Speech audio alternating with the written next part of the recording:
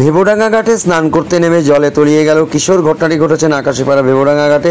বন্ধুদের সঙ্গে ভেবোডাঙ্গা ঘাটে স্নান করতে গিয়েছিল রাজদীপ ঘোষ নামে মুড়াগাছা ঘোষপাড়া ষষ্ঠীতলার এক কিশোর।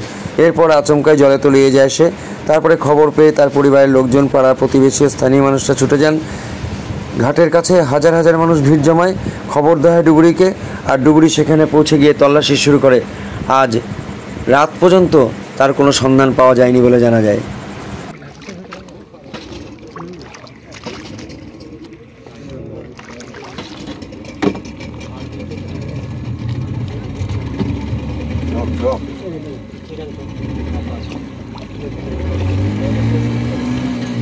Rope, rope, rope.